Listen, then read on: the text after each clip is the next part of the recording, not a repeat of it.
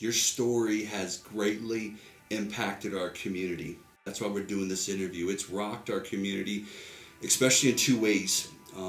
One way, or the first way, would be the devastation of your physical body, Jerry, what your body has been through, and the loss and the pain and the hurt that you've experienced, especially in losing all four limbs. That's a lot to work through for you, and Rosann, for you too. And then the second part of how your story has shaken our community and rocked our community is your unwavering faith in all of this. When people talk to you and interact with you, and they see the joy and the trust in the Lord, they walk away just saying, how is that humanly possible to go through what you guys have gone through and your faith be so strong and unwavering? It had started back in, we think, around August when I was playing basketball, is when I first hurt my left arm. So it got to the point where in December it got bad enough. I said, now it's time to do something, thinking it had something to do with my rotator cuff. Okay. And that's why we booked the appointment with the orthopedic team. The very next morning they called and said they had scheduled me with an orthopedic oncologist, saying they had found abnormalities. Yeah, he did find a tumor in my shoulder. He was a little baffled because he said usually if there's a tumor there, it starts somewhere else. And he could not for sure find cancer anywhere else. Thursday afternoon, we went to our grandson's Christmas program at church. Came home, went and helped my farmer fill a truck with hay, and came home and spent that evening on the couch. My last memory being a friend calling me and just talking, encouraging me. And for the next 12, 13 days, I have no memory. The next day then, all that next day, they were just like trying to keep him comfortable, and finally did an MRI at around 3. They took him down. And then after he came back, then he started feeling really miserable, and his hands started turning white, like just getting really stiff and white. And I ran out and got the nurse, and he came back in and trying to figure out what was going on. Couldn't really come to an answer. And then about 45 minutes later, his speech started slurring, and he couldn't swallow anymore. 3 doctors came running up, and they immediately said, this is septic shock. His body is going into septic shock. And we're just like, ask us, are you okay to be put on a ventilator? If his heart stops, what can we do? And all this, and it was very scary at the time. And turns out this was a pus pocket in his shoulder, and that pus pocket had let loose and gone through his bloodstream. And so his liver and his kidneys were going into shock, and his body was shutting down. They rushed him down to surgery and opened up that shoulder and removed that pus, that infection that was in there. The doctor came up that night, and surgeon said that he was very negative and said if there's a God, you better ask, because there's just nothing, it doesn't look good. And he said he does not think he's going to make it through. And it was just, we were just all in shock. It just took so much faith and trust, and I just had to keep crying out to God and say, you take care of me. I can't do this. And I release him to you, and I trust you, and I'll be okay because you're with me. And I had to say that over and over again. God, you are with me. I choose to trust, choose to believe, choose to let you take care of the outcome. And then the palliative care doctor team came in and said that, there's a very good chance that he will have brain damage if he survives this. And that was a huge blow. it was kind of strange because you had this tension of fear, and yet you had this peace too. Like, it was just like this, you still felt like God was there. But you had to choose to go that route. Like, you had to trust. It doesn't just happen. You have to keep trusting. Constant choices in front of you know, these two conflicting am I going to thoughts. panic, or am I going to trust God? Yeah. And so that was, the day before Christmas. After 12 days, they took him off the ventilator, and he was able to respond. The nurse came running out to me. I was in the waiting room. She said, "He's responding. His brain is working. And he's awake." And there was just much joy. Like, we were dancing up and down the hall, and we were just so excited. And we went down to Select Care in Canton, which was like a rehabilitation place for us to stay for a couple weeks until his body got strong enough to see what would heal as far as his limbs and stuff. By that time, you were awake. You couldn't swallow for how many days? It was about 5 weeks.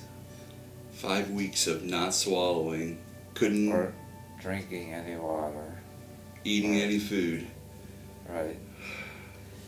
That dry mouth was the most horrible thing. It was really hard those times.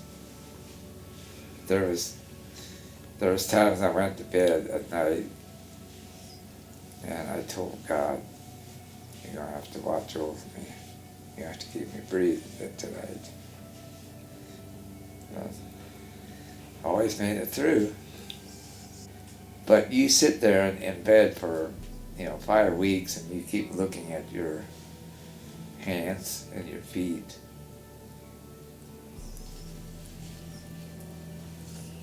And you want so bad to have those restored. And to begin with, I was fairly confident I could save at least one of each. And it just was not meant to be. And when I finally saw that they're not healing, there was a time and place that God just put it in my heart. Okay, it's time to move on. Let's do what we need to do. I want to get on with my life.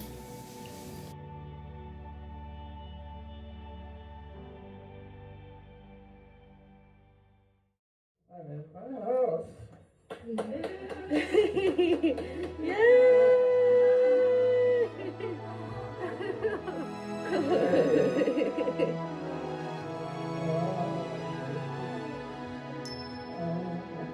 Welcome home. It was great. I love being home. But you see all the work that you want to be doing and could be doing, used to be doing, and there's a lot to work through. The days can be long. What impact have these deep, dark valleys had on your heart and mind? How are you different today because of them? Waiting with expectation that God is not done with your story, I think, is a big thing. To us, it looks like, how can he, what can even good can come out of it, because it's so devastating. Yeah. But to just constantly just wait with expectancy that God is still good, and he still cares, and he still wants to do something with your life, and he's not forgotten you. I think one thing that I will never forget is driving home from Canton one evening. It was dark, it was late at night, and we had just found out that they won't be able to save his limbs. And as I was driving home, I got this heavy, heavy feeling, and it was just like Satan was telling me, God doesn't care. He doesn't care. And it was this awful feeling that God had abandoned me.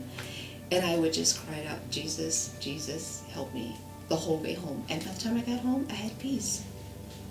And it just made me realize that the most important thing in this world is to know that God does not forsake you, Yeah. that He won't abandon you. It's anything, nothing else comes close. I would say for me, don't stress the small things Yeah. as much. Slow down, enjoy the beauty of a springtime as things come to life. Just, we're often too busy. You know, most of the hospital stays were around 5 weeks or so. Mm-hmm. And you know, you got to know the nurses, and God put it in me to just make it my mission to encourage them, even if I wasn't that crazy for a nurse. But I decided, you know, I'm going to be polite to them. I'm going to encourage them, and we have nurses posting on their Facebook posts about the impacts and I mean, all glory to God. But God just gave, through my circumstance, He just filled me with love and encouragement. And the one lady, she just took care of me one night, and she commented how that she felt the presence of God in the room. Wow. And to me, that's glory to God. That's means So much. your mission field kind of became your Yeah. doctors and nurses, huh? Yeah, we just had so much fun. You know, the Bible verses that come to mind, like, you know, God will never leave us or forsake us. He will, you know, He'll always be there for us. At times it seems distant, but then He'll send people that have reached out through, be it through social media or even in person, to just encourage us, to push us along, to, you know, walk with us in the fire. There's been hundreds of thousands of dollars that have poured in to support you. So many resources that people have offered you and given you and walked beside you. So many people praying and praying and praying for you. It's just the caring hearts of people, of God's people, when they are stirred. It's just such a beautiful thing. Mm-hmm. People just have wanted to help, and we have been the recipients, and we are so honored and humbled that people care that much. To know that the whole community has been so gracious and has helped so much. It feels like we're not carrying this load by ourselves. A lot of people thought my end was close at times, but and even having a doctor tell you, you know, go home and enjoy your family. Yeah, it's shocking, but you also know that I want people to know that I have my faith and trust in Jesus. I know that Jesus has the last word on my life. It's true. No doctor, no human. So I rest in that. He is faithful. I just, through this whole journey, I don't know that I was ever in, that I was just very fearful. I just, yeah, I was disappointed, but I didn't fear or stress about it, you know. God's grace was there.